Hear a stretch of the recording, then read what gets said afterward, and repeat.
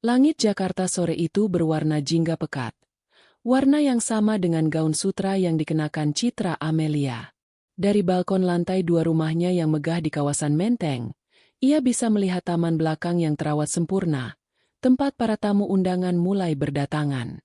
Alunan musik jazz yang lembut mengalun dari pengeras suara tersembunyi, berpadu dengan gemerincing gelas kristal dan tawarnya orang-orang dari lingkar pergaulan kelas atas. Malam ini adalah perayaan ulang tahun pernikahan mereka yang kelima. 5 tahun yang bagi semua orang tampak seperti dongeng yang menjadi nyata. Citra menghela napas. Jemarinya yang lentik merapikan rambutnya yang disanggul modern. Ia menatap pantulan dirinya di kaca jendela. Cantik, elegan, dan berkuasa. Setidaknya, itulah citra yang ingin ia tampilkan. Ia adalah pewaris tunggal Amelia Group, sebuah konglomerasi yang dibangun oleh kakeknya dan dibesarkan oleh ayahnya. Ia hidup dalam gelimang kemewahan sejak lahir, tidak pernah mengenal kata kekurangan. Lalu datanglah Gilang Permadi, pria tampan dengan senyum menawan dan ambisi yang membara, yang berhasil merebut hatinya 5,5 tahun yang lalu. Gilang, suaminya, kini sedang berada di bawah, menyapa para tamu dengan pesonanya yang tak terbantahkan. Ia mengenakan setelan jas buatan desainer Italia, tampak serasi bersanding dengan Citra. Mereka adalah pasangan idaman. Potret mereka sering menghiasi majalah-majalah gaya hidup. Pasangan muda, kaya, dan sukses. Tapi Citra tahu, sebagian besar dari kesuksesan itu adalah miliknya. Gilang menjabat sebagai salah satu direktur di Amelia Group, posisi yang sengaja diciptakan ayahnya sebagai hadiah pernikahan. Rumah yang mereka tempati, mobil-mobil mewah yang berjejer di garasi, semua adalah aset atas nama Citra. Gilang datang ke dalam hidupnya hanya dengan membawa badan, senyum, dan janji-janji manis. "Sayang, kamu di atas?" Suara Gilang terdengar dari bawah tangga. Citra berbalik, memasang senyum terbaiknya. "Iya, Mas. Sebentar lagi aku turun." Tak lama kemudian, Gilang sudah berdiri di ambang pintu kamar mereka. Ia menghampiri Citra, melingkarkan lengannya di pinggang ramping istrinya dan mengecup lehernya. "Kamu cantik sekali malam ini," bisiknya. Aroma parfum mahal Gilang menguar. Aroma yang dulu selalu membuatnya mabuk kepayang. Tapi malam ini, rasanya sedikit berbeda. Ada sesuatu yang mengganjal, sesuatu yang sudah ia rasakan selama beberapa bulan terakhir. "Kamu juga tampan, Mas," balas Citra, berusaha terdengar mesra.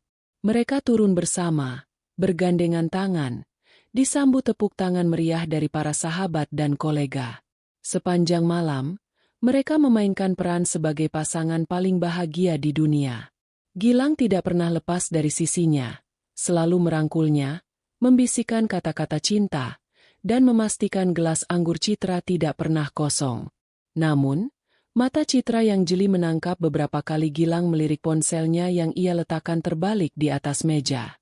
Setiap kali ponsel itu bergetar, Gilang akan sedikit tersentak, sebelum kembali memasang senyum lebarnya.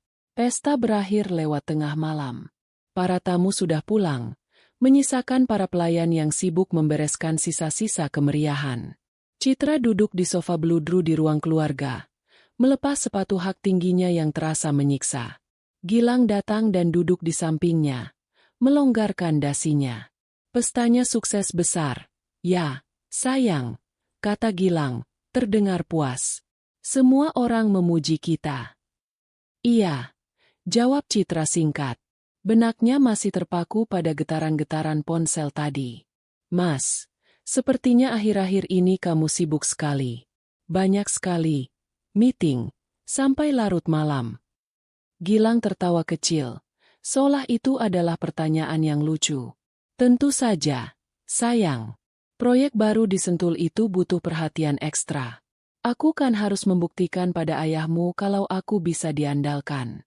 Ini semua demi masa depan kita juga." Alasan yang sama seperti minggu lalu dan bulan lalu. Selalu ada proyek baru, klien penting, atau makan malam bisnis yang tidak bisa ditinggalkan. Citra ingin percaya. Ia sangat ingin percaya.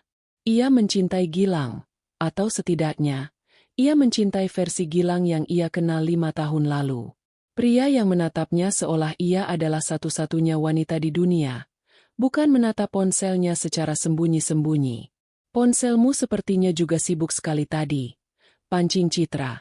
Mencoba senetral mungkin. Raut wajah Gilang sedikit berubah. Hanya sepersekian detik. Tapi Citra melihatnya. Oh, itu grup kerja. Biasa. Anak-anak di kantor suka heboh kalau ada apa-apa. Tidak penting, kok. Ia mengambil ponselnya, memasukkannya ke dalam saku celana, seakan ingin menyembunyikan barang bukti. Citra tidak melanjutkan. Ia lelah berdebat dalam kepalanya sendiri. Ia lelah merasa curiga lalu menyalahkan dirinya sendiri karena telah berburuk sangka pada suaminya. Mungkin ia hanya terlalu banyak berpikir. Mungkin ia hanya butuh liburan. Aku ke kamar duluan, ya. Kepalaku pusing, kata Citra sambil bangkit berdiri.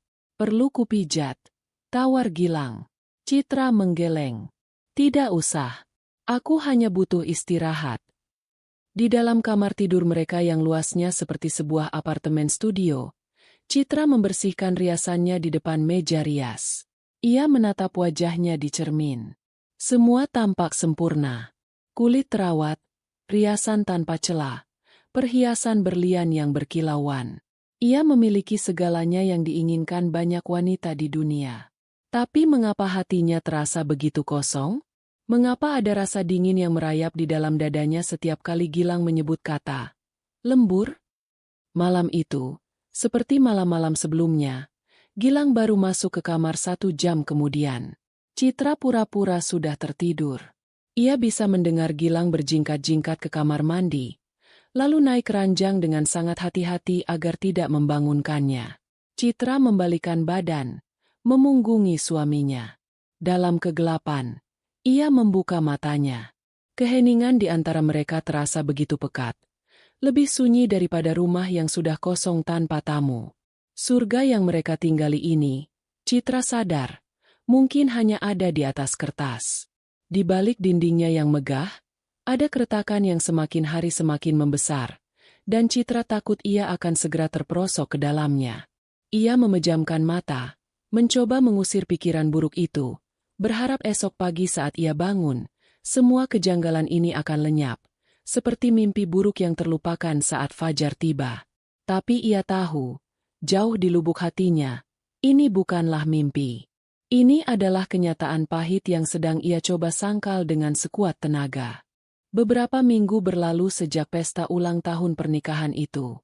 Pola hidup Gilang tidak berubah, malah semakin menjadi-jadi. Ia semakin sering pulang pagi dengan alasan klise menginap di lokasi proyek. Aroma parfumnya terkadang terasa berbeda, bukan aroma yang biasa ia pakai. Ada aroma parfum wanita yang samar, yang selalu ia sangkal dengan mengatakan mungkin tertempel dari rekan bisnis wanitanya saat rapat. Citra mencoba mengabaikannya, menyibukkan diri dengan kegiatan sosialita dan pekerjaan amalnya. Ia mengatur acara penggalangan dana, menghadiri peragaan busana, dan melakukan rapat-rapat yayasan. Ia membangun tembok di sekeliling hatinya, berharap tembok itu cukup kuat untuk menahan badai yang ia rasakan akan segera datang. Setiap kali keraguan itu muncul, ia akan membuka kembali album foto pernikahan mereka.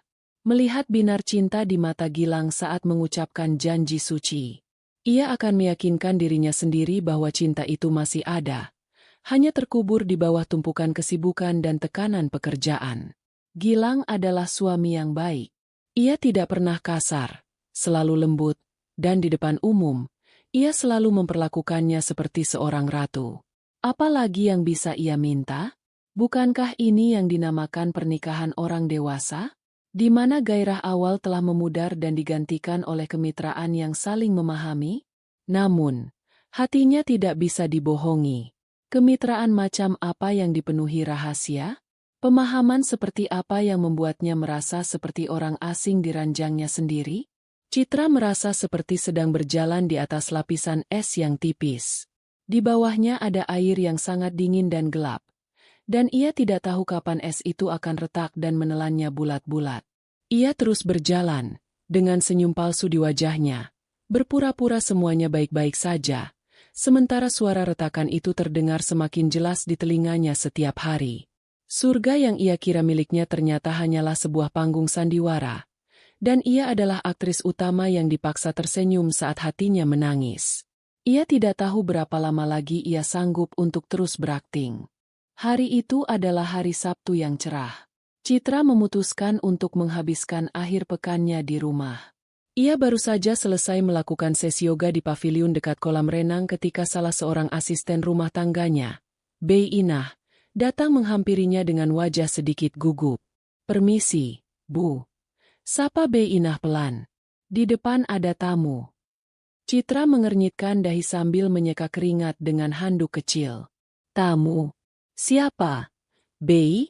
"Saya tidak ada janji dengan siapapun hari ini." Bei Inah tampak ragu. "Kurang tahu, Bu. Seorang perempuan. Katanya mau bertemu dengan Bapak Gilang." "Penting sekali," katanya. Jantung Citra berdebar sedikit lebih kencang. Firasat buruk yang selama ini coba ia tepis tiba-tiba menyeruak ke permukaan. "Bapak kan tidak di rumah, Bei. Bilang saja Bapak sedang keluar kota." Memang benar, pagi tadi Gilang pamit pergi ke Bandung untuk meninjau cabang perusahaan di sana, dan baru akan pulang besok malam. "Sudah, Bu." Tapi perempuannya memaksa. Dia bilang dia tidak akan pergi sebelum bertemu ibu atau bapak. Dia menggendong bayi, Bu." Tambah Bei Inah dengan suara yang hampir berbisik, seolah takut salah bicara. Menggendong bayi. Dua kata itu menghantam Citra seperti sebuah bogem mentah. Dunianya seakan berhenti berputar. Suara jangkrik di taman, gemericik air kolam, semua mendadak senyap. Yang tersisa hanyalah deru darah di telinganya. Dengan sisa-sisa ketenangan yang ia miliki, Citra bangkit. "Suruh dia tunggu di pos satpam. Jangan biarkan masuk. Saya akan ke sana." Citra tidak mengganti pakaian yoganya. Ia hanya mengenakan jubah mandi sutra di atasnya. Setiap langkah menuju gerbang depan terasa begitu berat, seolah ia sedang menyeret beban ribuan ton. Ia melihatnya dari kejauhan. Seorang wanita berpenampilan sederhana, dengan rambut sebahu yang sedikit berantakan.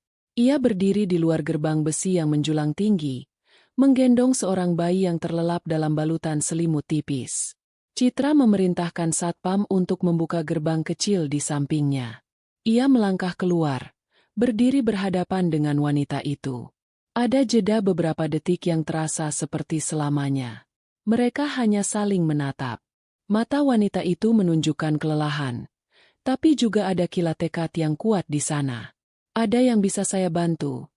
Suara Citra terdengar dingin dan datar, sebuah mekanisme pertahanan yang otomatis muncul. Wanita itu tersenyum tipis, senyum yang tidak sampai ke matanya. "Saya Dewi. Saya mau bertemu Gilang Permadi." "Suami saya sedang tidak di rumah," jawab Citra, masih dengan nada yang sama. "Saya tahu," kata Dewi. "Dia bilang pada saya dia akan ke Bandung. Dia selalu bilang begitu setiap kali ingin menghindari saya." Perut Citra terasa seperti diremas. Wanita ini tahu jadwal suaminya. "Apa urusan Anda dengan suami saya?" Dewi menatap lurus ke mata Citra, tanpa rasa takut sedikit pun. Ia lalu menunduk, menatap bayi dalam gendongannya. "Urusan saya ada di sini," katanya sambil sedikit menyingkap selimut, memperlihatkan wajah mungil yang sedang tertidur pulas. "Ini anak Gilang. Anak kami." Angin sepau-sepau yang tadinya terasa sejuk, kini terasa menusuk tulang. Citra merasa kakinya lemas.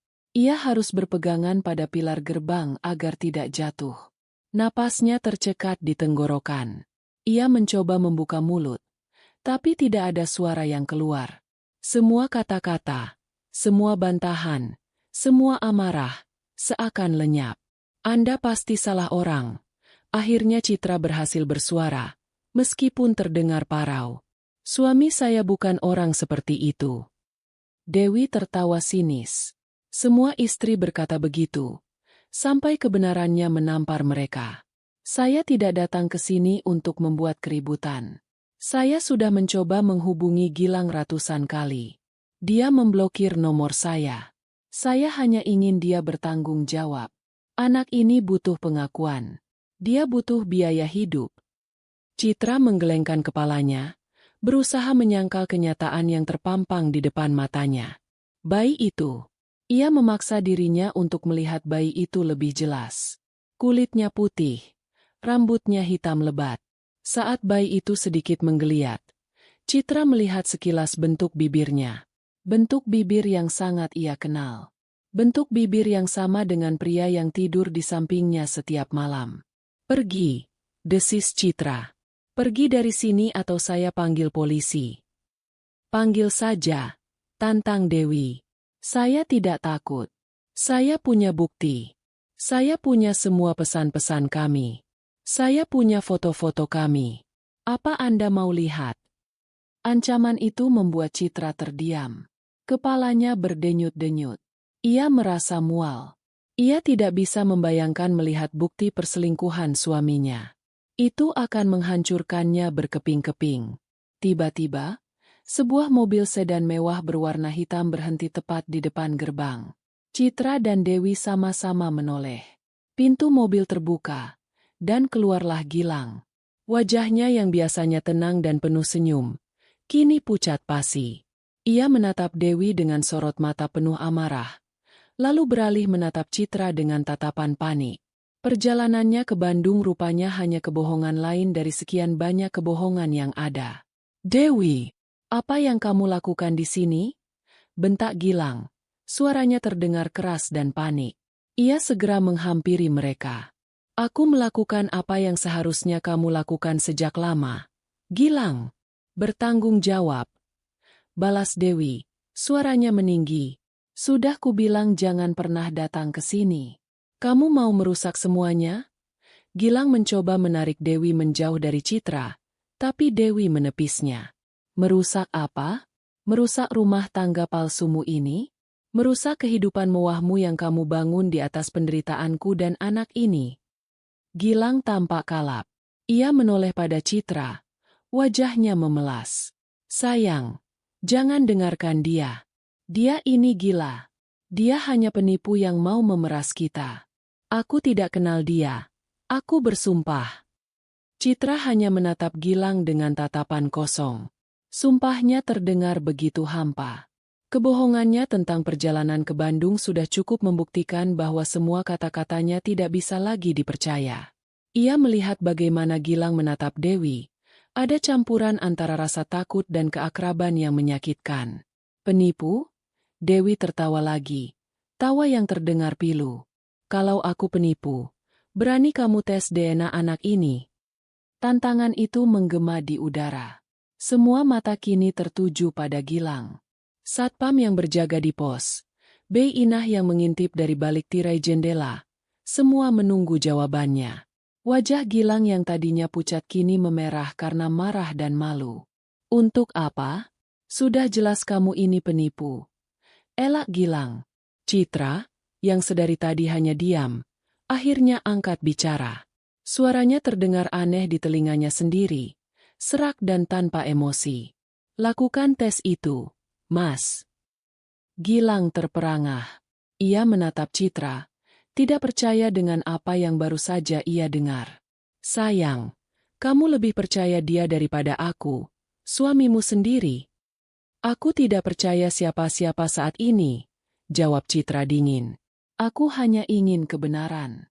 Jika kamu memang tidak bersalah, maka buktikan. Lakukan tes DNA itu. Bersihkan namamu. Bersihkan nama keluarga kita. Kata-kata Citra adalah sebuah perintah mutlak yang tidak bisa dibantah. Gilang terjebak. Ia menatap Dewi yang tersenyum kemenangan, lalu menatap Citra yang wajahnya sedingin es. Ia tahu permainannya sudah berakhir. Tidak ada lagi celah untuk berbohong. Baik, desis Gilang akhirnya. Suaranya penuh kekalahan. Baik, akan kulakukan. Dewi mengangguk puas. Saya akan menunggu kabar dari pengacara Anda. Setelah berkata begitu, Ia berbalik, berjalan dengan tenang ke arah jalan raya dan menyetop sebuah taksi. Sepeninggal Dewi, suasana menjadi sunyi senyap. Yang terdengar hanyalah embusan angin dan detak jantung Citra yang terasa memekakan telinga. Gilang mencoba meraih tangan Citra, tapi Citra menarik tangannya seolah tangan Gilang adalah bara api. Sayang, aku bisa jelaskan. Tidak ada yang perlu dijelaskan sekarang. Potong Citra. Ia tidak menatap Gilang. Matanya terpaku pada jalan tempat taksi tadi menghilang, membawa serta seorang wanita dan seorang bayi yang mungkin adalah bukti hidup dari pengkhianatan terbesar dalam hidupnya. Kita tunggu saja hasilnya. Citra berbalik dan berjalan masuk ke dalam rumah, meninggalkan Gilang yang berdiri mematung di depan gerbang. Langkahnya mantap, punggungnya tegak, tapi di dalam, hatinya sudah hancur berkeping-keping.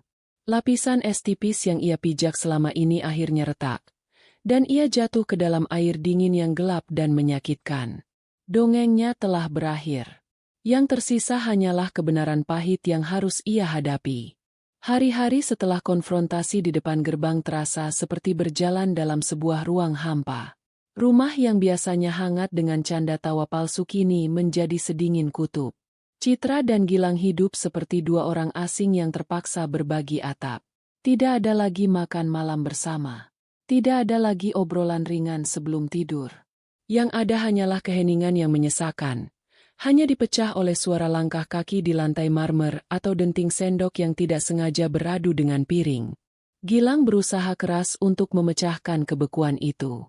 Setiap pagi, ia akan menyiapkan secangkir teh hijau kesukaan Citra, meletakkannya di meja samping tempat tidur. Setiap malam, ia akan mencoba memulai percakapan, bertanya tentang hari Citra, atau menceritakan hal-hal tidak penting tentang pekerjaannya.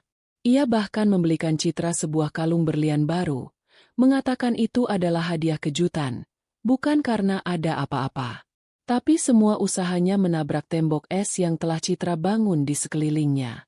Citra akan mengucapkan, "Terima kasih," dengan nada datar untuk tehnya, menjawab pertanyaannya dengan satu atau dua kata, dan hanya meletakkan kotak perhiasan itu di atas meja rias tanpa membukanya. Ia tahu apa yang sedang Gilang lakukan. Ia sedang mencoba membeli waktu, mencoba memperbaiki kerusakan dengan plester-plester materi, berharap badai ini akan berlalu dan semuanya akan kembali normal. Namun, Citra tahu tidak akan ada lagi kata normal. Ia hidup dalam penantian. Setiap hari ia akan memeriksa ponselnya, menunggu kabar dari laboratorium mengenai hasil tes DNA itu. Hasil itu menjadi satu-satunya jangkar dalam hidupnya yang kini terombang-ambing tanpa arah. Ia butuh kepastian, entah itu kepastian yang melegakan atau kepastian yang menghancurkan. Di sisi lain, Gilang hidup dalam ketakutan. Citra bisa melihatnya dengan jelas. Ia menjadi lebih sering gelisah. Kantung matanya menghitam, menandakan ia kurang tidur. Ia akan tersentak setiap kali bel rumah berbunyi, mengira itu adalah Dewi yang datang lagi. Ia juga menjadi sangat posesif dengan ponselnya, tidak pernah melepaskannya dari genggaman, seolah benda itu menyimpan semua rahasia kelamnya. Suatu siang, saat Gilang sedang mandi, ponselnya yang tergeletak di atas nakas bergetar tanpa henti. Citra, yang sedang membaca buku di sofa kamar, meliriknya. Ada puluhan notifikasi pesan dari nomor yang tidak disimpan. Didorong oleh rasa penasaran yang tidak bisa lagi ia tahan, Citra memberanikan diri untuk mengambil ponsel itu. Untungnya, tidak terkunci. Ia membuka aplikasi pesan itu. Nama kontak itu hanya D. Isinya adalah rentetan pesan penuh amarah dan keputusasaan. Gilang, kamu di mana? Kenapa tidak balas pesanku? Apa kamu sudah urus tesnya? Jangan coba-coba menipuku. Anak kita butuh susu. Gilang, uang yang kamu transfer kemarin sudah habis. Aku muak dengan janjimu. Kalau sampai akhir minggu ini tidak ada kejelasan, aku akan datang lagi ke rumahmu dan membongkar semuanya di depan istrimu. Tangan Citra gemetar saat membaca pesan-pesan itu. Jadi ini bukan hilaf satu kali, seperti yang mungkin akan Gilang katakan nanti. Ini adalah sebuah hubungan. Hubungan yang menghasilkan seorang anak. Hubungan yang membutuhkan biaya. Gilang tidak hanya mengkhianati janji pernikahan mereka. Ia telah menjalani kehidupan ganda tepat di bawah hidungnya. Rasa mual kembali menyerang Citra. Ia segera meletakkan kembali ponsel itu di tempatnya semula. Sesaat sebelum Gilang keluar dari kamar mandi.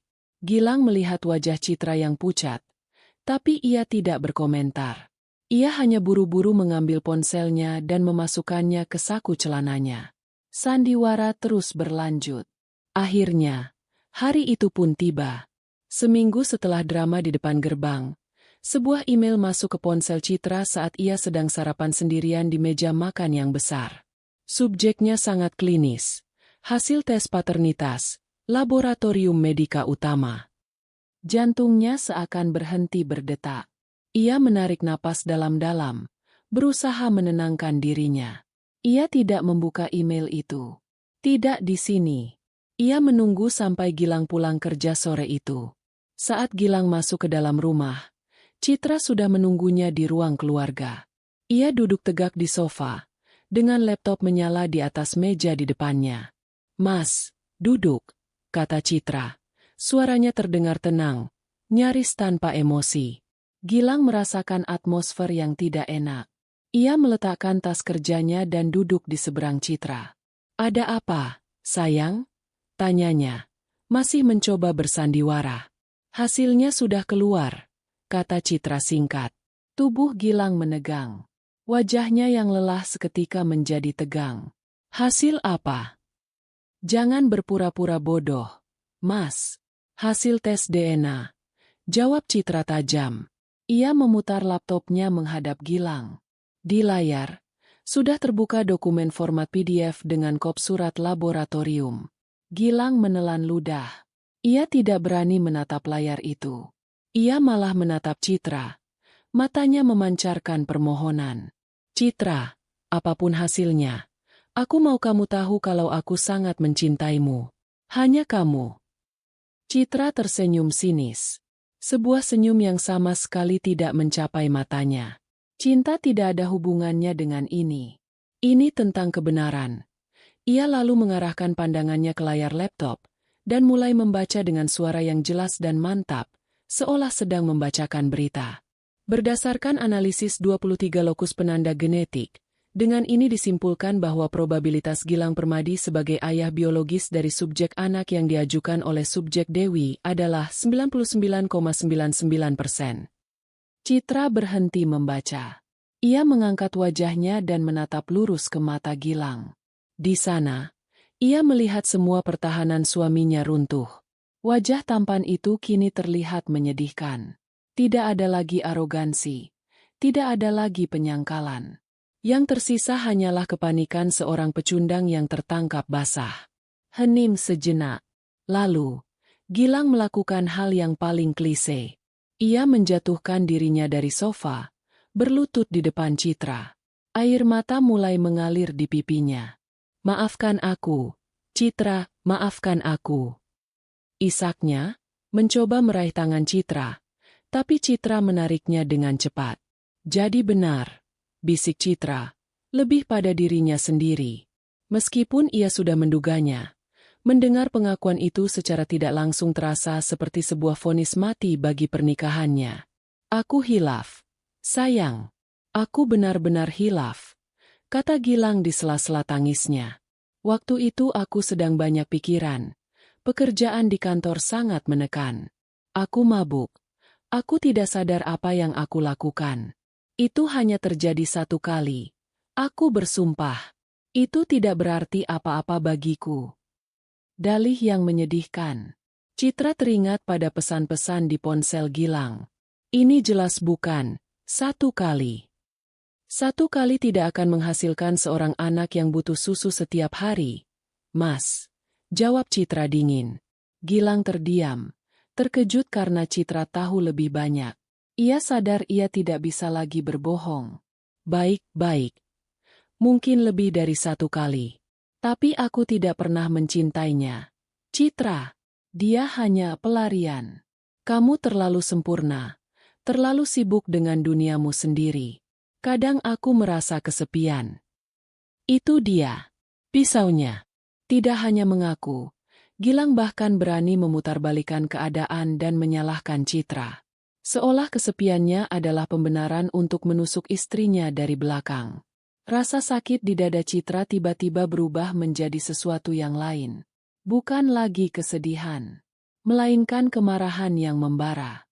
Ia menatap suaminya yang sedang bersujud di kakinya. Pria yang pernah ia puja. Pria yang ia kira adalah pangerannya. Kini di matanya, Gilang tidak lebih dari seorang pengecut yang lemah dan egois. Pria yang menikmati kemewahan dari istrinya, namun mencari kehangatan dari wanita lain, lalu menyalahkan istrinya atas pengkhianatannya sendiri. Semua cinta, semua rasa hormat, semua kenangan indah selama 5 tahun pernikahan mereka, menguap begitu saja. Lenyap. Digantikan oleh rasa jijik yang teramat sangat. Citra merasa seolah baru saja terbangun dari mimpi panjang yang indah, hanya untuk menemukan dirinya berada di tengah-tengah neraka. Ia tidak menangis. Matanya kering. Rasa sakitnya terlalu dalam untuk bisa diungkapkan dengan air mata. Ia hanya merasakan kekosongan yang luar biasa. Pernikahannya sudah mati. Pria yang ia nikahi ternyata tidak pernah benar-benar ada. Semuanya hanya ilusi. Dengan perlahan, Citra bangkit dari sofa. Ia melangkahi Gilang yang masih menangis di lantai, seolah Gilang adalah perabotan rusak yang tidak berharga. Ia berjalan menuju kamar mereka tanpa mengucapkan sepatah kata pun. Citra, sayang, kamu mau kemana? Jangan tinggalkan aku. Kita bisa perbaiki ini. Teriak Gilang panik. Citra tidak menoleh. Ia terus berjalan, masuk ke dalam kamar, dan mengunci pintunya dari dalam. Ia bersandar di balik pintu, mendengarkan suara Gilang yang menggedor-gedor dan memanggil namanya. Tapi suara itu terdengar begitu jauh. Ia berjalan ke depan cermin besar di ruang ganti. Ia menatap pantulan dirinya. Seorang wanita dengan gaun mahal, perhiasan mewah, dan hati yang hancur berkeping-keping. Kertas di laptop itu tidak hanya berisi kebenaran pahit. Kertas itu adalah sertifikat kematian bagi pernikahannya. Dan kini, Citra tahu apa yang harus ia lakukan. Ia tidak akan meratapi kematian ini. Ia akan menguburnya dalam-dalam dan memulai hidup baru dari atas abunya. Di balik pintu kamar yang terkunci rapat, benteng pertahanan Citra akhirnya runtuh. Ia tidak lagi mendengar suara gedoran atau panggilan panik Gilang. Semua suara dari luar seakan teredam, digantikan oleh suara isak tangisnya sendiri yang pecah memenuhi ruangan. Ia merosot ke lantai, memeluk lututnya, dan membiarkan air mata yang sedari tadi ia tahan tumpah ruah. Ia menangis bukan hanya karena pengkhianatan. Ia menangisi kebodohannya. Bagaimana bisa ia begitu buta? Bagaimana bisa ia tidak melihat tanda-tandanya? Semua perjalanan bisnis Gilang yang mendadak, semua telepon misterius yang ia terima di tengah malam, semua sikap dinginnya yang ia anggap sebagai akibat dari kelelahan kerja. Ternyata semua itu adalah bagian dari sebuah kebohongan besar. Ia merasa seperti orang paling bodoh di dunia. Ia menangisi 5 tahun hidupnya yang terbuang sia-sia. 5 tahun ia mencurahkan cinta, perhatian, dan dukungannya pada pria yang ternyata menikamnya dari belakang.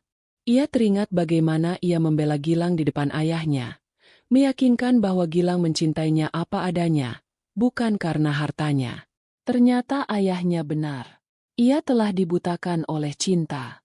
Amarah mulai merayap, menggantikan kesedihan. Amarah pada Gilang, si pengecut yang bersembunyi di balik alasan-alasan klise. Amarah pada Dewi, wanita yang dengan tega merusak rumah tangga orang lain. Dan yang paling besar, amarah pada dirinya sendiri. Ia marah karena telah membiarkan dirinya direndahkan, dibohongi, dan dikhianati begitu dalam.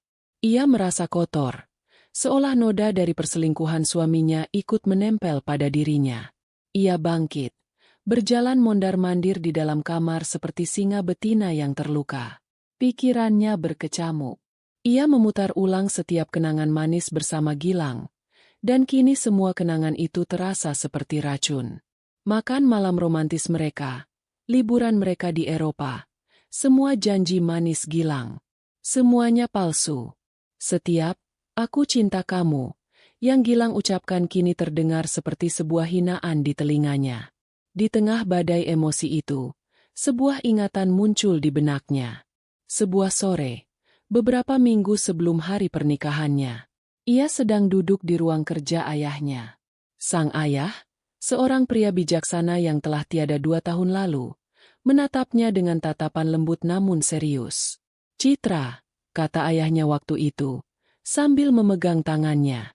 "Ayah tidak akan menghalangi pilihan hatimu.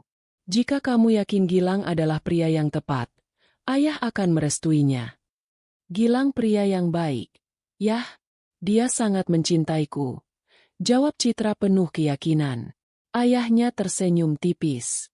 "Ayah harap begitu. Tapi dengarkan nasihat ayah baik-baik. Di dunia bisnis dan di dunia nyata, kita harus selalu siap menghadapi kemungkinan terburuk, sambil berharap yang terbaik. Cinta itu indah, nak, tapi seringkali buta. Sementara logika harus tetap menyala." Ayahnya kemudian menyodorkan sebuah map tebal berisi dokumen. "Ini perjanjian pranikah. Dan ini adalah daftar semua aset keluarga yang diatasnamakan padamu. Saham di Amelia Group, rumah ini, villa di Bali, apartemen di Singapura. Semuanya milikmu, dan akan tetap menjadi milikmu, apapun yang terjadi dalam pernikahanmu nanti.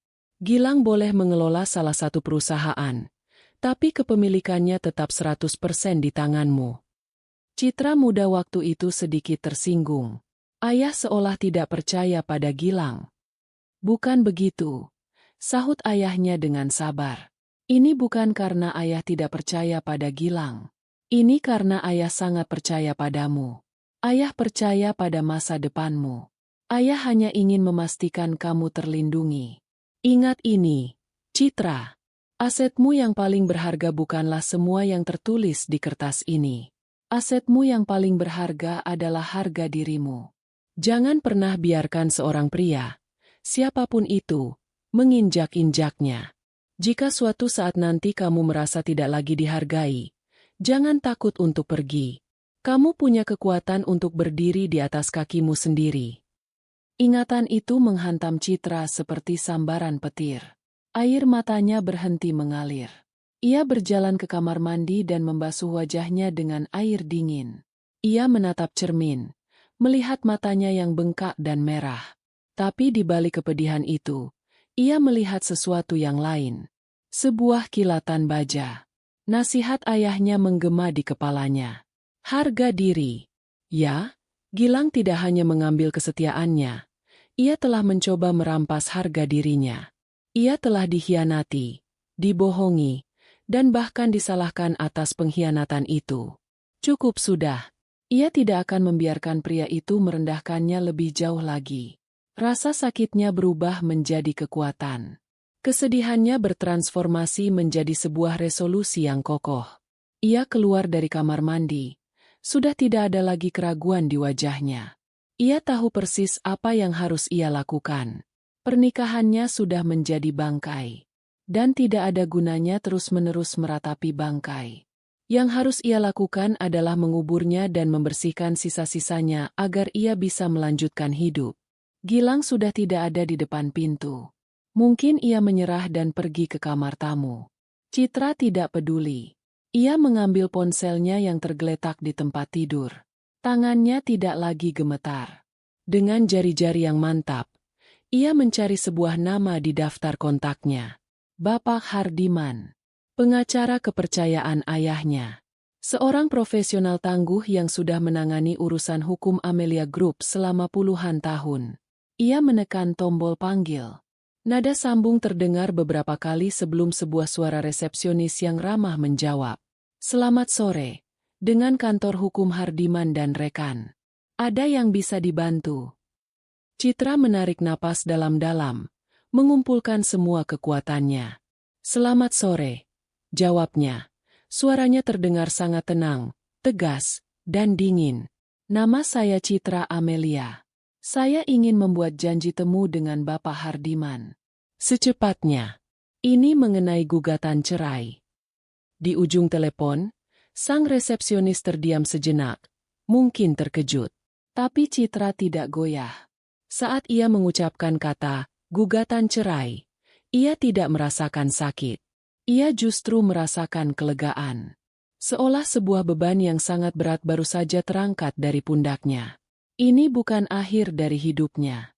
Ini adalah awal. Awal dari pembalasannya. Awal dari kebebasannya. Gilang telah meremehkan wanita yang ia nikahi. Ia mungkin mengira Citra adalah boneka cantik yang bisa ia mainkan.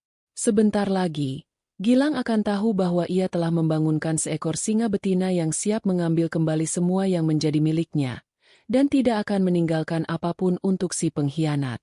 Keputusan telah dibuat. Di ujung air mata, ia menemukan kembali kekuatannya. Perang baru saja akan dimulai. Pertemuan dengan Bapak Hardiman dilaksanakan 2 hari kemudian. Kantor hukumnya menempati 2 lantai teratas di salah satu gedung pencakar langit paling prestisius di pusat kota. Interiornya didominasi oleh kayu gelap, kulit asli, dan karya seni kontemporer yang harganya mungkin bisa membeli beberapa rumah. Semuanya memancarkan aura kekuasaan, kecerdasan, dan ketenangan. Citra merasa berada di tempat yang tepat. Bapak Hardiman menyambutnya secara pribadi.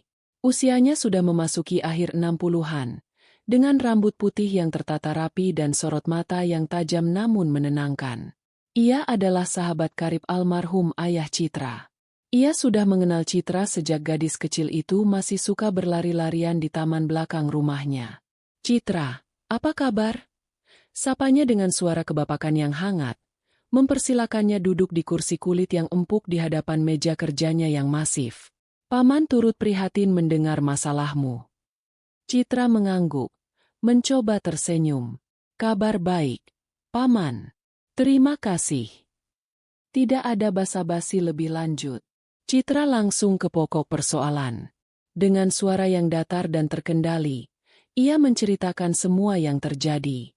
Perselingkuhan Gilang, kemunculan Dewi, bayi itu, hingga hasil tes DNA yang tak terbantahkan. Ia menceritakannya bukan seperti seorang istri yang patah hati, melainkan seperti seorang klien yang sedang memaparkan sebuah kasus bisnis yang salah. Tidak ada air mata, tidak ada nada bergetar. Yang ada hanya fakta-fakta dingin yang ia susun secara kronologis.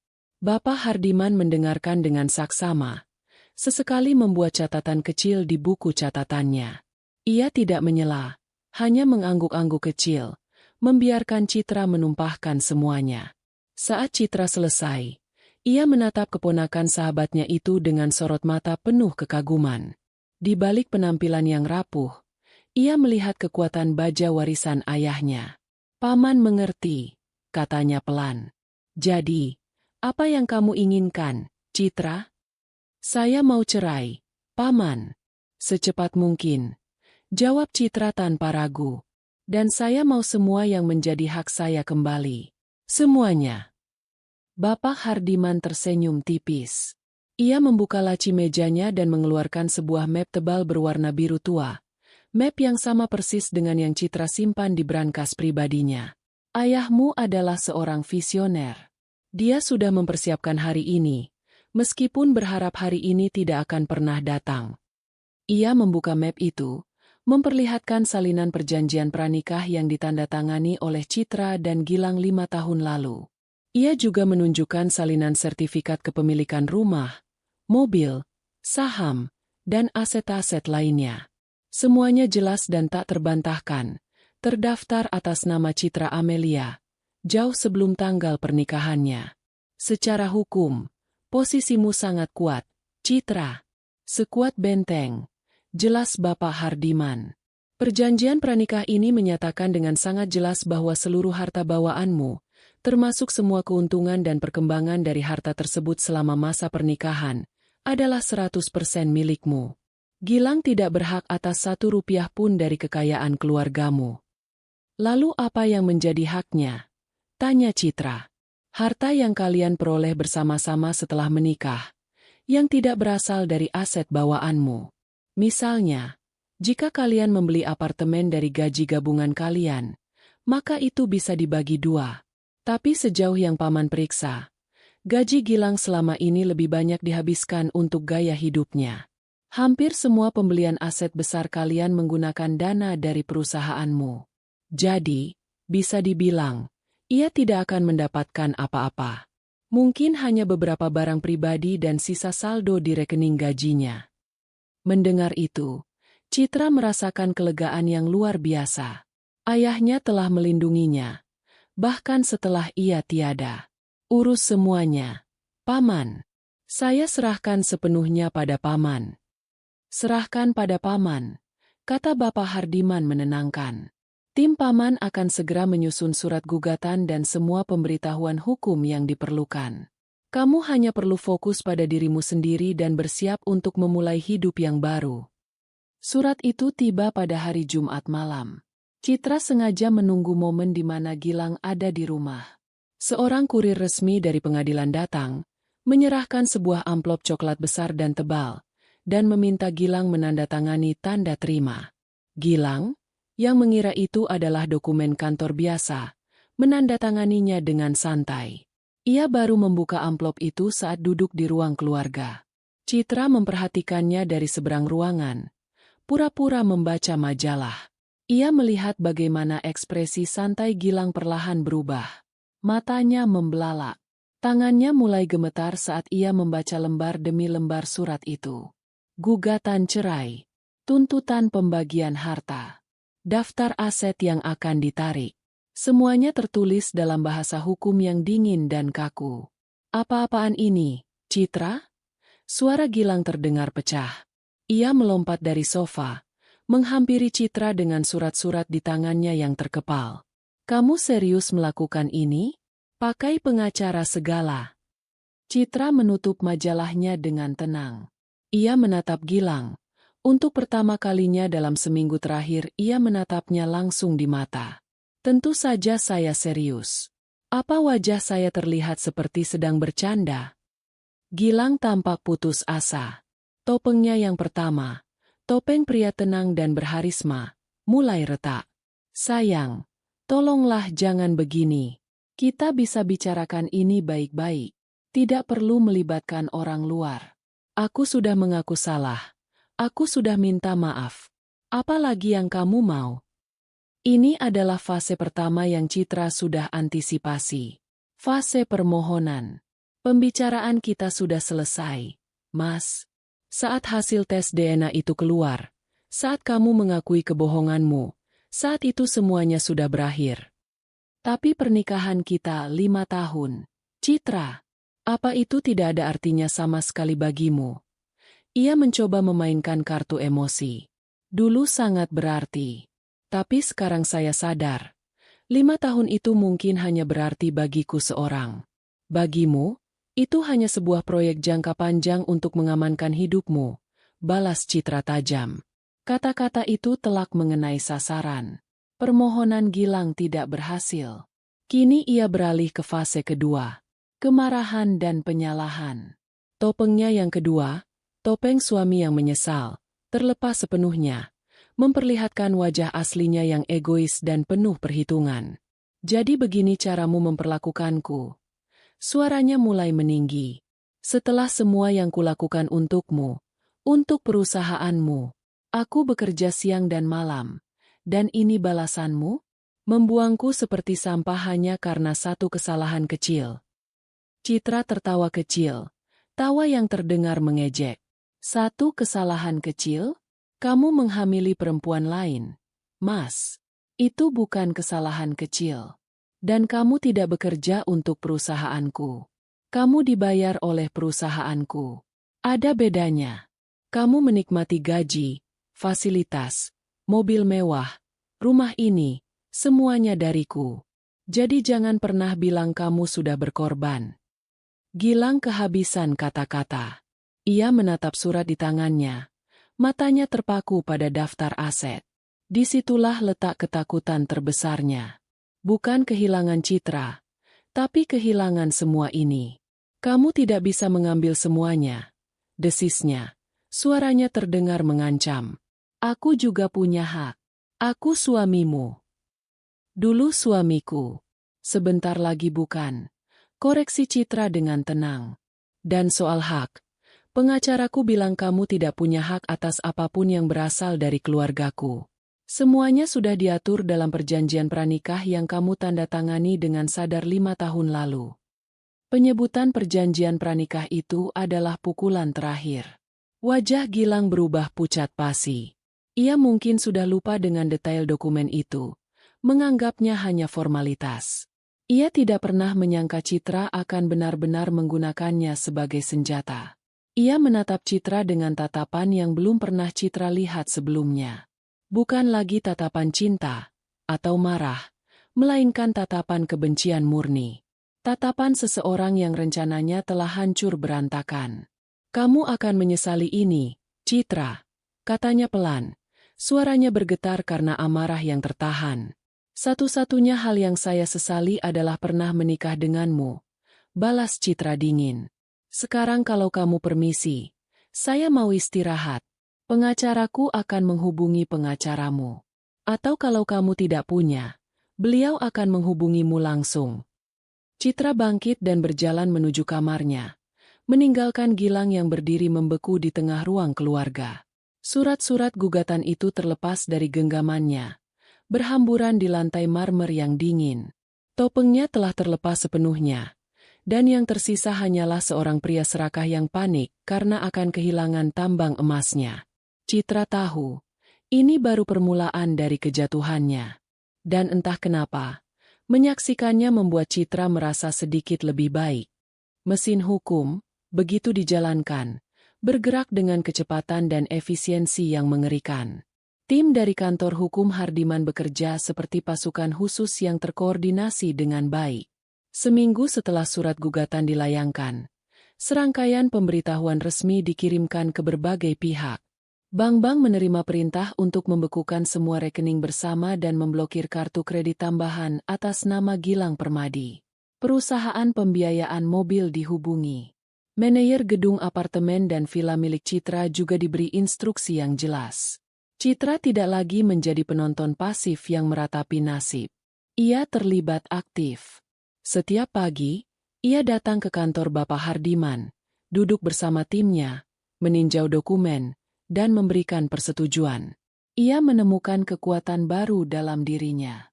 Mengurus perceraian ini terasa seperti mengelola sebuah proyek besar, proyek pembebasan dirinya sendiri. Ia tegas, fokus, dan tidak membiarkan emosi mengaburkan penilaiannya. Ia adalah Citra Amelia, pewaris Amelia Group, dan ia akan mengelola krisis pribadinya dengan profesionalisme yang sama seperti ia mengelola bisnis. Eksekusi pertama terjadi pada hari Rabu siang. Sebuah truk derek besar berhenti tepat di depan gerbang rumahnya.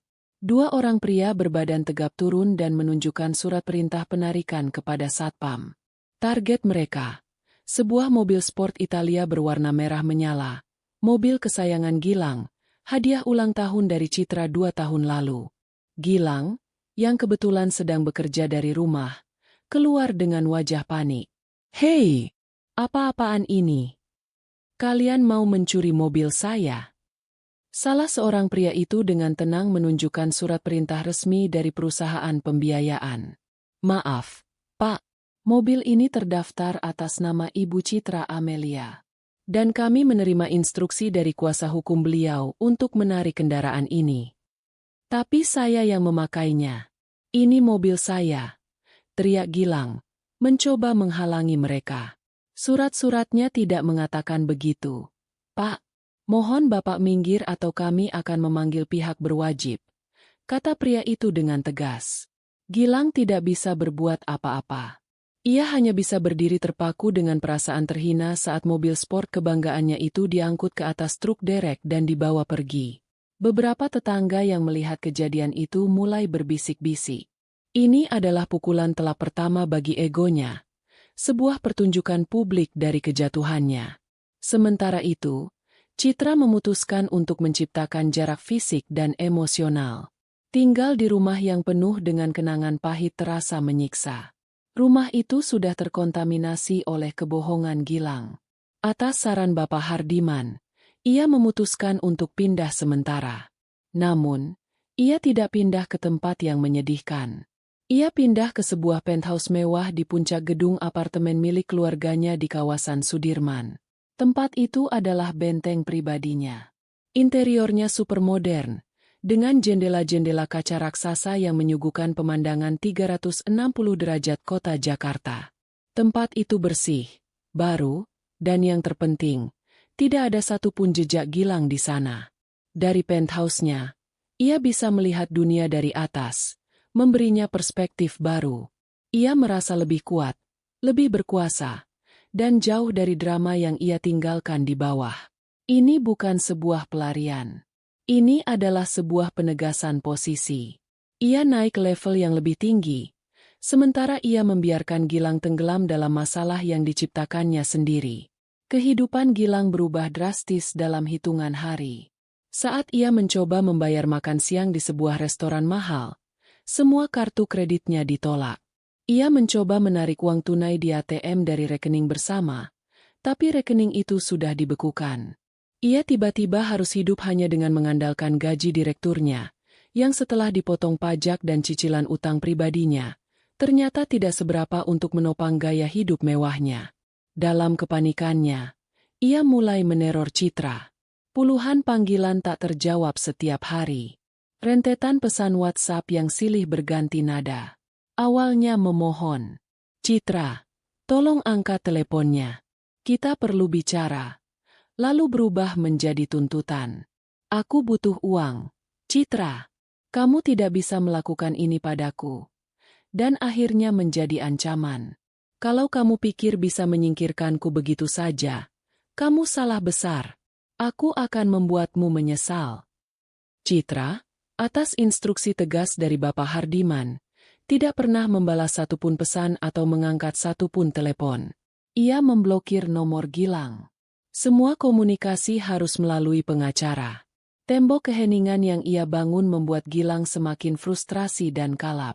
Di tengah kekacauannya sendiri, masalah Gilang yang lain datang menagih.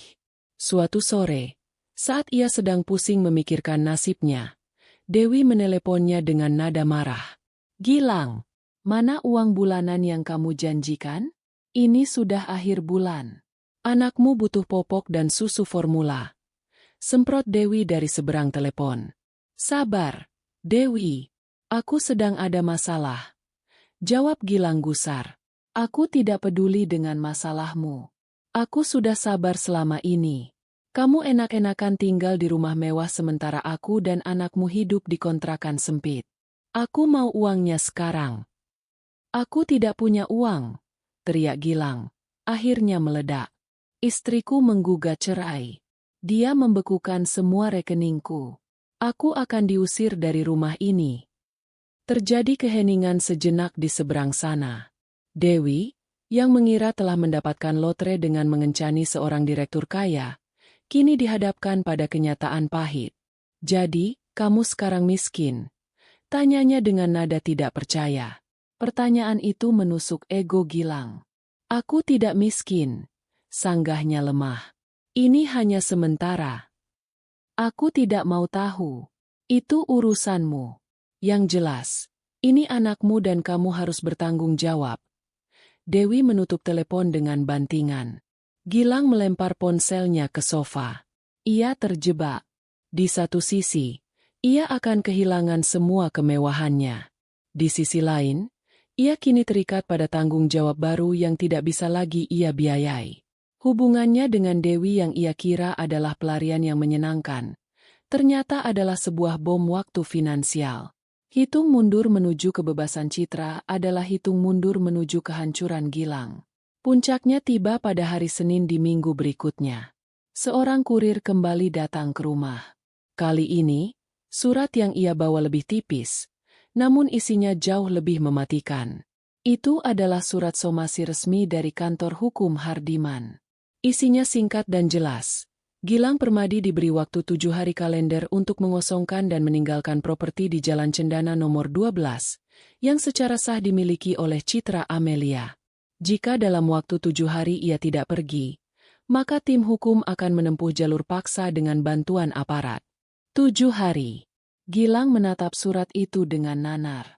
Ia melihat sekeliling ruang keluarga yang megah itu. Lukisan-lukisan mahal, perabot impor, lampu kristal yang berkilauan. Semua ini akan segera hilang dari hidupnya. Dalam 7 hari, ia akan menjadi seorang gelandangan. Hitung mundur telah dimulai, dan ia sama sekali tidak tahu harus lari kemana. Wajahnya memucat, dipenuhi keringat dingin. Ini adalah kenyataan dari mimpi buruknya. Ia telah kalah telak. Dunia bisnis Jakarta berdengung dengan rumor. Perceraian Citra Amelia dan Gilang Permadi menjadi topik hangat di kalangan elit. Banyak yang berspekulasi, banyak yang menyayangkan, dan tidak sedikit yang diam-diam menikmati drama itu. Mereka semua menunggu. Apa yang akan terjadi pada Citra Amelia? Akankah ia hancur? Akankah ia menarik diri dari pergaulan dan meratapi nasibnya di salah satu vilanya yang mewah? Citra memberi mereka jawaban yang tidak terduga. 2 minggu setelah ia pindah ke penthouse barunya, Citra Amelia berjalan memasuki lobi utama Amelia Group.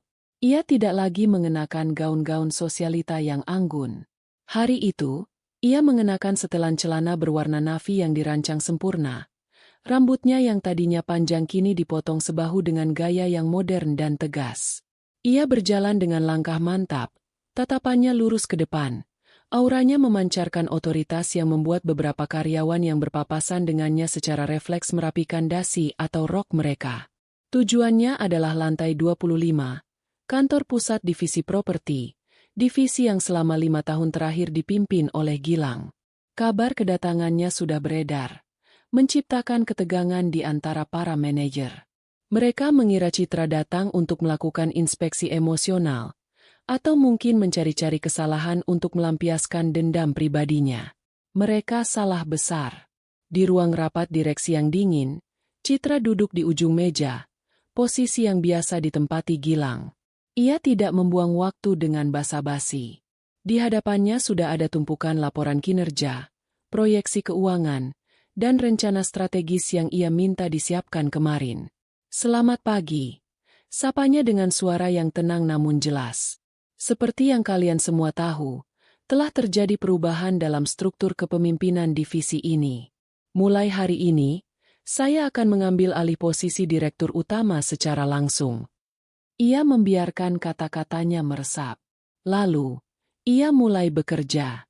Satu persatu, ia membongkar laporan-laporan itu. Matanya yang terlatih, hasil dari didikan bisnis ayahnya sejak remaja, bergerak cepat, memindai angka dan grafik. Proyek resort di Lombok. Kenapa progresnya baru 40% padahal sudah melewati tenggat waktu 6 bulan? Saya lihat ada pembengkakan biaya di pos pengadaan material. Saya mau audit penuh atas semua vendor yang terlibat, katanya pada kepala proyek, tanpa menaikkan suara, namun perintahnya terasa absolut.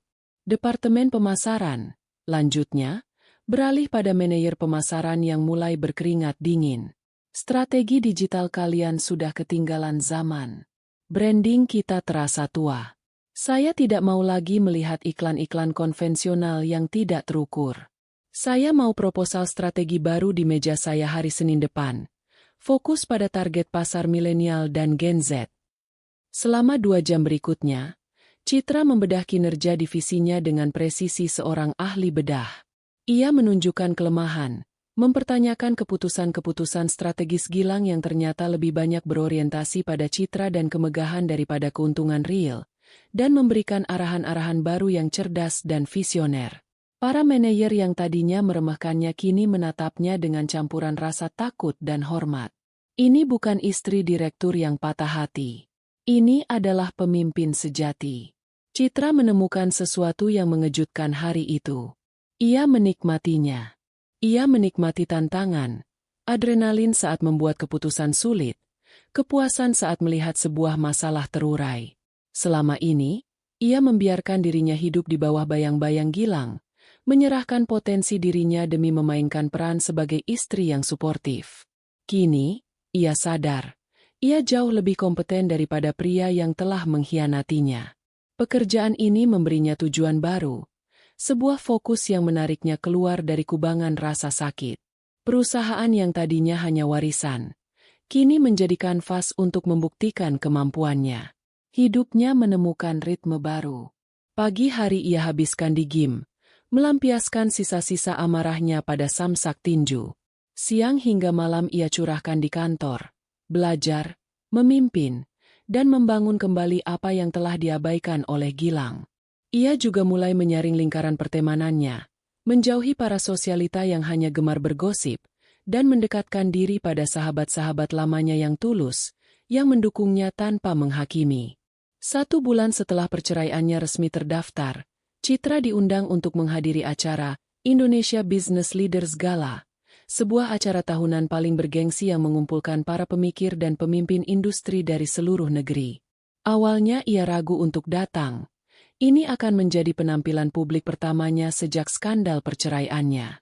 Namun, ia memutuskan untuk menghadapinya. Ia tidak akan bersembunyi. Malam itu, ia tampil memukau. Ia mengenakan gaun malam berwarna zamrud yang simpel namun elegan, menonjolkan kekuatannya, bukan kerapuhannya. Banyak mata tertuju padanya. Banyak yang berbisik-bisik. Ia mengabaikan mereka semua, berjalan dengan kepala tegak. Di tengah acara, saat ia sedang berbincang dengan beberapa kolega bisnis senior, seorang pria mendekati kelompok mereka. Pria itu tinggi, dengan perawakan tegap dan wajah yang tampan dengan rahang yang kokoh. Ia memancarkan aura kepercayaan diri yang tenang, bukan arogansi seperti Gilang. "Pak Harto, lama tidak bertemu," sapa pria itu kepada salah satu kolega Citra. "Ah, Haris, kemarilah," kata Pak Harto bersemangat. "Citra, kenalkan. Ini Haris Wijoyo, pendiri sekaligus CEO dari Nusantara Tech. Salah satu unicorn kebanggaan kita. Haris, ini Citra Amelia, nahkoda baru dari Amelia Group." Haris Wijoyo tersenyum dan mengulurkan tangannya. Senyumnya tulus. Matanya menatap langsung ke mata Citra, menunjukkan rasa hormat. "Sebuah kehormatan, Bu Citra. Saya sudah lama mengagumi inovasi-inovasi di Amelia Group, terutama di sektor properti hijau." "Terima kasih, Pak Haris. Panggil saja Citra," jawab Citra, menjabat tangannya. Genggaman tangannya mantap dan hangat. "Saya juga mengikuti perkembangan Nusantara Tech.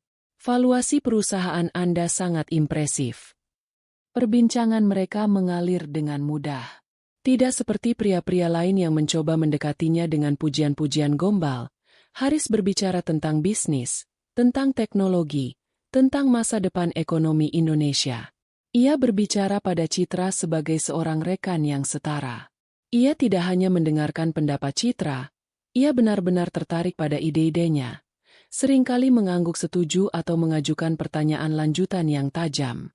"Menurut saya, integrasi smart home technology bukan lagi gimmick, tapi sudah menjadi kebutuhan primer untuk properti kelas atas," kata Citra, mengemukakan salah satu ide barunya. "Saya setuju 100%, timpal Haris. Bahkan kami di Nusantara Tech sedang mengembangkan sebuah platform terintegrasi untuk itu. Mungkin kita bisa bicarakan ini lebih lanjut lain waktu? Saya yakin ada potensi sinergi antara perusahaan kita." Percakapan mereka yang harusnya singkat malah berlangsung hampir setengah jam, sampai kolega-kolega mereka yang lain perlahan undur diri, membiarkan mereka berdua dalam dunia mereka sendiri. Ada sebuah koneksi intelektual yang langka, sebuah percikan yang tidak didasari oleh penampilan fisik, melainkan oleh kekaguman akan isi kepala masing-masing. Acara berakhir. Saat Citra hendak pamit, Haris menghampirinya lagi. "Citra, maaf jika ini terlalu lancang," katanya. Nadanya tetap sopan. "Tapi perbincangan tadi terlalu menarik untuk diakhiri begitu saja. Bagaimana kalau kita lanjutkan sambil makan siang kapan-kapan?" Murni sebagai rekan bisnis. "Tentu saja." Citra tersenyum. Senyum tulus pertama yang ia berikan pada seorang pria dalam waktu yang sangat lama. "Saya rasa itu ide yang bagus." Mereka bertukar kartu nama. Saat Citra berjalan menuju mobilnya, ia merasakan sesuatu yang sudah lama tidak ia rasakan, sebuah harapan. Ia tidak sedang mencari cinta, ia bahkan tidak yakin bisa mempercayai pria lagi. Tapi pertemuan dengan Haris Wijoyo terasa berbeda. Pria itu tidak melihatnya sebagai janda kaya yang rapuh atau target empuk. Ia melihatnya sebagai Citra Amelia, seorang pemimpin, seorang pemikir. Dan bagi Citra, pengakuan itu jauh lebih berharga daripada 1000 rayuan. Lembaran barunya tidak hanya terisi dengan pekerjaan. Sebuah paragraf baru yang tak terduga, mungkin, baru saja akan dimulai. 7 hari terasa seperti sekejap mata bagi seseorang yang sedang jatuh. Bagi Gilang, 7 hari itu adalah neraka dunia. Ia menghabiskan waktunya dengan panik, mencoba mencari jalan keluar dari labirin yang ia ciptakan sendiri. Ia menghubungi semua orang yang ia kenal, orang-orang yang dulu menepuk punggungnya di klub-klub mahal dan memanggilnya, "Bos." Jawabannya seragam. Beberapa tidak mengangkat teleponnya sama sekali. Yang lain menjawab dengan nada dingin dan singkat, mengatakan mereka sedang sibuk atau tidak bisa membantu. Berita perceraiannya dan bagaimana ia ditendang keluar tanpa mendapatkan apa-apa sudah menyebar seperti api. Di dunia mereka, status adalah segalanya. Dan Gilang, kini, tidak punya status apa-apa.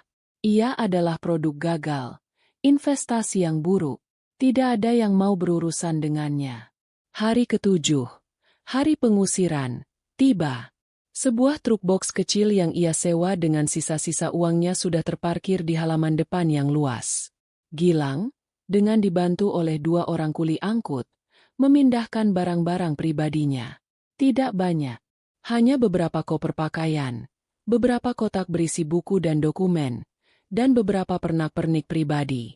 Semua perabotan mewah, semua karya seni, semua perangkat elektronik canggih, harus ia tinggalkan. Itu semua milik Citra.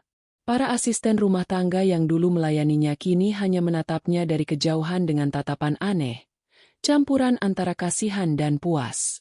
Ia bisa merasakan penghinaan di setiap pasang mata yang memandangnya. Ia, Gilang Permadi, yang dulu adalah raja di istana ini, kini terusir seperti seorang pesuruh yang dipecat.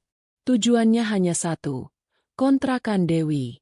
Tidak ada pilihan lain.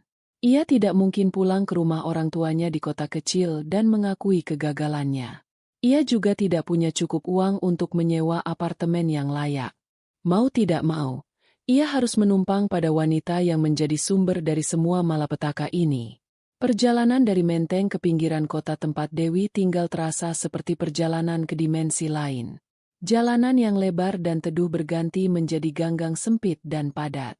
Rumah-rumah mewah berganti menjadi bangunan-bangunan sederhana yang saling berimpitan. Kontrakan Dewi adalah sebuah rumah petak kecil di ujung sebuah gang buntu. Ket dindingnya sudah kusam dan mengelupas di beberapa bagian. Tidak ada pendingin ruangan. Hanya sebuah kipas angin yang berputar lesu di langit-langit. Saat Gilang tiba, Dewi menyambutnya di depan pintu dengan wajah masam, sambil menggendong bayi mereka yang sedang rewel. Akhirnya datang juga, kata Dewi ketus, tanpa menawarkan bantuan. Lama sekali. Aku kira kamu kabur. Aku harus mengurus banyak hal, jawab Gilang lemah, sambil menyuruh kuli menurunkan barang-barangnya. Suasana di dalam rumah lebih menyedihkan. Ruangan itu sempit, pengap, dan berantakan. Pakaian bayi berserakan di atas sofa usang, botol-botol susu tergeletak di meja, dan bau asam dari popok bekas tercium samar-samar. Ini adalah realitas barunya. Sebuah antitesis dari kehidupannya selama 5 tahun terakhir. Ilusi tentang Dewi sebagai wanita simpanan yang glamor dan selalu wangi langsung hancur. Di hadapannya kini adalah seorang ibu muda yang kelelahan, stres, dan mudah marah. Rambutnya diikat asal-asalan. Ia hanya mengenakan daster, dan lingkaran hitam terlihat jelas di bawah matanya. Malam pertama mereka sebagai keluarga adalah sebuah bencana. Bayinya menangis tanpa henti. Gilang, yang tidak terbiasa dengan suara tangisan bayi, merasa kepalanya mau pecah. "Bisa kamu tenangkan anakmu?" kata Gilang sedikit membentak, frustrasi. Dewi menatapnya dengan tajam. "Anakmu? Ini anak kita. Kenapa tidak kamu saja yang coba menenangkannya? Kamu kan ayahnya." Dewi menyodorkan bayi itu ke pangkuan Gilang. Gilang kaget. Ia menggendong bayi itu dengan canggung. Ia tidak tahu harus berbuat apa. Bayi itu terus menangis, bahkan lebih kencang. Akhirnya, Dewi merebut kembali bayi itu dengan kasar. "Dasar tidak berguna," makinya. Pertengkaran menjadi menu harian mereka. Pemicunya selalu sama: uang. Gaji Gilang yang tersisa tidak cukup untuk menutupi biaya hidup mereka bertiga. Dewi, yang terlanjur bermimpi menjadi nyonya kaya, tidak bisa menerima kenyataan pahit ini. Susu formulanya habis. "Gilang, popok juga tinggal 3. tuntut Dewi suatu pagi. "Aku belum gajian, Dewi," jawab Gilang lelah. "Aku tidak mau tahu. Kamu yang sudah menghamiliku. Kamu yang janji akan menanggung hidupku. Katanya kamu direktur. Masa buat beli susu saja tidak mampu?" "Aku sudah bukan direktur lagi. Kamu tahu itu," balas Gilang dengan suara tinggi. "Semuanya gara-gara kamu nekat datang ke rumahku." "Gara-gara aku? Atau gara-gara kebodohanmu sendiri yang akhirnya ketahuan?" semprot Dewi. "Kalau saja kamu lebih pintar sedikit, kita tidak akan berakhir seperti ini." Mereka hidup dalam lingkaran setan yang penuh tuduhan dan penyesalan. Tidak ada lagi cinta atau gairah di antara mereka. Yang ada hanyalah kewajiban yang terasa seperti hukuman. Gilang mulai menyadari kesalahannya. Ia menukar istananya dengan penjara. Ia menukar seorang istri yang cerdas dan berkelas dengan seorang pasangan yang terus-menerus menggerogotinya. Suatu malam, setelah bertengkar hebat dengan Dewi, Gilang duduk sendirian di teras kontrakannya yang sempit, menatap langit yang terhalang oleh kabel-kabel listrik yang semrawut. Ia mengambil ponselnya, membuka sebuah portal berita hiburan. Matanya terpaku pada sebuah foto. Foto Citra di acara bisnis gala. Mantan istrinya tampak begitu bersinar. Tersenyum di samping seorang pria yang tampak berwibawa, Haris Wijoyo. Judul beritanya, "Pasca perceraian, Citra Amelia kembali bersinar, digandeng CEO Nusantara Tech." Gilang merasakan dadanya sesak. Sebuah rasa sakit yang berbeda dari sekadar kehilangan harta. Itu adalah rasa penyesalan yang teramat dalam. Ia tidak hanya kehilangan uang, ia telah kehilangan seorang wanita luar biasa yang dulu mencintainya dengan tulus. Sementara Citra sedang menaiki tangga kesuksesan dan kebahagiaan barunya, ia terperosok di dasar jurang yang ia gali sendiri. Di tengah suara tangisan bayi dan omelan Dewi dari dalam rumah, Gilang akhirnya mengerti arti dari karma. Dan karma miliknya datang begitu cepat dan tanpa ampun. Hari putusan sidang cerai jatuh pada hari Selasa yang mendung. Seolah langit pun ikut merasakan ketegangan yang menggantung di udara. Pengadilan Agama Jakarta Selatan, tempat kasus mereka disidangkan, adalah sebuah gedung pemerintahan yang sibuk dan sedikit suram. Suasananya jauh dari kemewahan dan drama yang selama ini melingkupi kehidupan Citra dan Gilang. Di sini, yang berkuasa bukanlah uang atau status, melainkan hukum dan bukti. Citra tiba 10 menit sebelum sidang dimulai. Ia tidak datang sendirian. Di sampingnya berjalan Bapak Hardiman, tenang dan berwibawa, diikuti oleh 2 pengacara muda dari timnya yang membawa beberapa map tebal berisi dokumen. Citra sendiri tampak sangat tenang. Ia mengenakan blus batik sutra berwarna kalem yang dipadukan dengan celana panjang berwarna krem. Riasannya tipis, menonjolkan kecantikan alaminya. Namun sorot matanya menunjukkan ketegasan yang tak tergoyahkan. Ia tidak datang sebagai korban. Ia datang sebagai penggugat yang menuntut haknya. Di luar gedung pengadilan, di dalam mobilnya, Haris menunggunya. Ia menawarkan untuk menemani, tapi Citra menolak dengan halus. Ini adalah pertempuran terakhirnya, dan ia ingin menghadapinya sendiri, hanya dengan didampingi oleh tim hukumnya. Kehadiran Haris sebagai jangkar di luar sudah lebih dari cukup. Beberapa saat kemudian, Gilang tiba. Pemandangannya sangat kontras. Ia datang seorang diri. Setelan jas yang ia kenakan tampak sedikit kebesaran dan kusut, seolah ia meminjamnya dari seseorang atau sudah lama tidak membawanya ke Penatu. Wajahnya kuyu, rambutnya sedikit berantakan, dan matanya merah karena kurang tidur. Ia tidak menyewa pengacara. Alasannya jelas karena ia tidak mampu membayarnya. Ia akan menghadapi tim hukum terbaik di negeri ini sendirian. Di gerbang depan, Citra sempat melihat Dewi berdiri di sana, menggendong anaknya sambil berteduh di bawah pohon. Wajahnya tampak cemas dan tidak sabar, menambah beban di pundak Gilang. Mereka bertemu di koridor pengadilan. Untuk sesaat, mata mereka bertemu. Citra hanya menatapnya dengan dingin, tanpa ekspresi. Sementara Gilang, tatapannya campur aduk antara permohonan, kemarahan, dan keputusasaan yang mendalam. Ia membuka mulutnya, hendak mengatakan sesuatu, tapi Bapak Hardiman dengan sigap berdiri di antara mereka, menciptakan barikade profesional. Gilang pun mengurungkan niatnya dan berjalan lebih dulu memasuki ruang sidang. Ruang sidang itu kecil dan sederhana. Majelis hakim yang terdiri dari 3 orang sudah duduk di kursi mereka yang tinggi, memancarkan aura yang serius. Citra dan timnya duduk di sisi kanan, sementara Gilang duduk sendirian di sisi kiri. Persidangan dimulai. Hakim ketua membacakan ringkasan kasus dengan suara monoton. Gugatan cerai yang diajukan oleh penggugat, Citra Amelia, terhadap tergugat, Gilang Permadi, dengan alasan perselingkuhan yang telah menghasilkan seorang anak di luar nikah, yang dibuktikan dengan hasil tes DNA yang sah. Sebelum membacakan putusan, hakim memberikan kesempatan terakhir bagi kedua belah pihak untuk berbicara. Bapak Hardiman berdiri dan dengan singkat menyatakan bahwa pihaknya tetap pada gugatannya dan semua tuntutan yang terlampir. Lalu, tiba giliran Gilang. Ia berdiri dengan canggung. Suaranya bergetar saat ia mulai berbicara. Ia mencoba memainkan kartu terakhirnya, kartu emosional. Yang mulia, mulainya, suaranya parau. Saya akui saya telah melakukan kesalahan. Saya telah menyakiti istri saya, dan saya sangat menyesal. Tapi, saya mohon Yang Mulia mempertimbangkan 5 tahun pernikahan kami. Saya juga telah berkontribusi. Saya bekerja keras di perusahaan.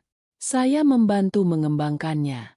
Tidak adil jika saya harus pergi dengan tangan kosong.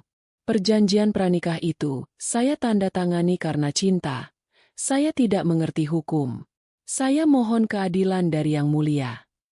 Ia mencoba melukiskan dirinya sebagai suami yang berdedikasi namun naif, yang dijebak oleh dokumen hukum yang rumit. Kemudian, Bapak Hardiman meminta izin untuk menanggapi. Ia berdiri dengan tenang, memancarkan aura kepercayaan diri yang membuat argumen Gilang barusan terdengar seperti rengekan anak kecil. Yang Mulia, kata Bapak Hardiman dengan suara yang jelas dan tegas. Klaim tergugat bahwa beliau telah berkontribusi mengembangkan perusahaan, tidak didukung oleh data. Sebaliknya, data yang telah kami serahkan menunjukkan bahwa selama kepemimpinan tergugat, divisi properti justru mengalami stagnasi dan beberapa proyek mengalami pembengkakan biaya. Adapun klaim bahwa tergugat tidak mengerti hukum saat menandatangani perjanjian pranikah adalah tidak benar. Dokumen tersebut telah ditandatangani di hadapan notaris, dan tergugat diberi waktu 1 minggu penuh untuk mempelajarinya atau berkonsultasi dengan pengacaranya sendiri, yang mana hak tersebut tidak beliau gunakan. Semua aset yang dituntut oleh klien kami adalah murni harta bawaan yang asal-usulnya sangat jelas dan tercatat jauh sebelum pernikahan terjadi. Oleh karena itu, kami mohon Yang Mulia untuk membuat keputusan berdasarkan bukti dan hukum yang berlaku. Argumen Bapak Hardiman begitu telak dan didukung oleh bukti-bukti tebal yang sudah ada di meja hakim. Gilang tidak bisa membantah apa-apa lagi. Ia hanya bisa duduk kembali di kursinya. Wajahnya pucat.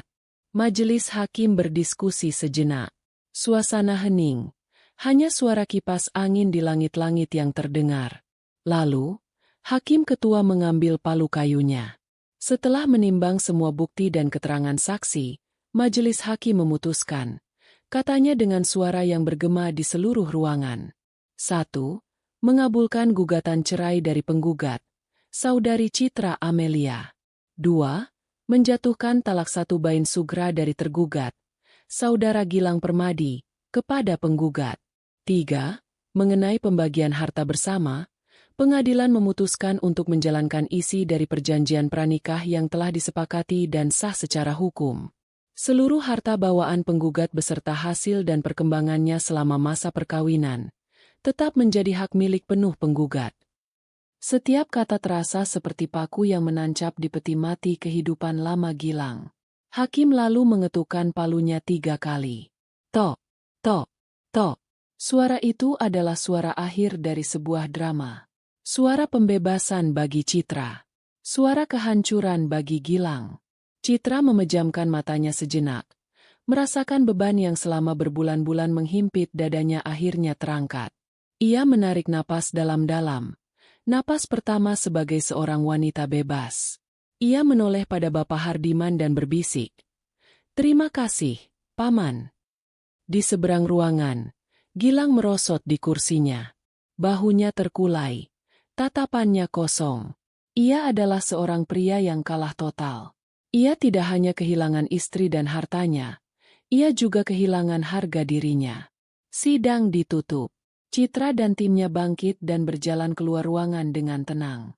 Saat ia melangkah keluar dari gedung pengadilan yang remang dan kembali ke bawah sinar matahari, rasanya seperti melangkah ke dunia yang baru. Haris sudah menunggunya di dekat mobil, membukakan pintu untuknya. Ia tidak banyak bertanya, hanya menatap Citra dengan tatapan penuh pengertian dan berkata, "Semuanya sudah selesai. Ayo kita pergi dari sini." Saat mobil mereka melaju, Citra melirik ke arah gedung pengadilan melalui kaca spion. Ia melihat Gilang keluar dengan langkah gontai. Ia langsung disambut oleh Dewi, yang wajahnya tampak tegang. Citra tidak bisa mendengar percakapan mereka, tapi ia bisa melihat Dewi mulai berbicara dengan gestur marah. Tangannya menunjuk-nunjuk. Gilang hanya berdiri di sana, menerima omelan itu, tampak kecil dan tak berdaya. Pemandangan yang menyedihkan. Citra mengalihkan pandangannya ke depan. Ia tidak merasakan kemenangan, hanya kelegaan. Babak itu telah resmi ditutup. Drama telah berakhir. Kini, di hadapannya terbentang halaman kosong yang siap ia tulis dengan cerita baru. Cerita tentang kebahagiaan yang ia bangun sendiri. Dan untuk pertama kalinya setelah sekian lama, ia merasa masa depannya akan cerah. 1 tahun kemudian, angin sore yang sejuk berembus lembut di sebuah taman pribadi yang menghadap langsung ke Samudra Hindia di Bali. Alunan musik biola yang merdu menjadi latar dari sebuah upacara pernikahan yang intim dan sakral. Di bawah lengkungan bunga-bunga putih, Citra Amelia berdiri berdampingan dengan Haris Wijoyo. Citra tampak anggun dalam balutan gaun pengantin berwarna putih gading yang sederhana namun sangat elegan. Senyum bahagia tak pernah lepas dari wajahnya. Di sampingnya, Haris menatapnya dengan tatapan penuh cinta dan kekaguman. Pernikahan mereka sangat berbeda dari pernikahan Citra yang pertama. Tidak ada ribuan tamu undangan, tidak ada liputan media yang berlebihan. Yang hadir hanyalah keluarga inti dan sahabat-sahabat terdekat, orang-orang yang tulus menyayangi mereka. Suasananya hangat, penuh tawa, dan air mata bahagia. Ini bukan tentang memamerkan kemewahan. Ini adalah tentang merayakan persatuan 2 jiwa yang telah menemukan pasangan sejatinya. Setelah melalui proses perceraian yang pahit, Citra tidak terburu-buru menjalin hubungan. Ia dan Haris membiarkan hubungan mereka tumbuh secara organik. Dimulai dari makan siang bisnis, berlanjut menjadi diskusi-diskusi panjang tentang visi dan impian, hingga akhirnya mereka menyadari bahwa ada sesuatu yang lebih dalam di antara mereka. Haris adalah antitesis dari Gilang. Ia tidak pernah mencoba mengontrol Citra. Sebaliknya, ia mendorong Citra untuk menjadi versi terbaik dari dirinya. Ia mengagumi kecerdasan dan ketangguhan Citra. Hubungan mereka dibangun di atas fondasi yang kokoh. Rasa saling menghormati, kepercayaan, dan kemitraan yang setara. Saya berjanji akan selalu menjadi rekanmu dalam suka dan duka, menjadi pendukung terbesarmu, dan mencintaimu tanpa syarat, selamanya. Ucap Haris saat mengucapkan janji pernikahan, suaranya mantap dan tulus. Citra menatapnya. Matanya berkaca-kaca. Dan saya berjanji akan memberikanmu kepercayaan dan rasa hormat yang pantas kamu dapatkan, membangun masa depan kita bersama, dan mencintaimu dengan sepenuh hatiku. Mereka kini bukan hanya pasangan suami istri. Mereka adalah sebuah power couple sejati. Citra berhasil membalikan keadaan divisi properti di Amelia Group, meluncurkan beberapa proyek inovatif yang menjadi sorotan nasional. Sementara Nusantara Tech milik Haris terus berekspansi secara global. Mereka sering bertukar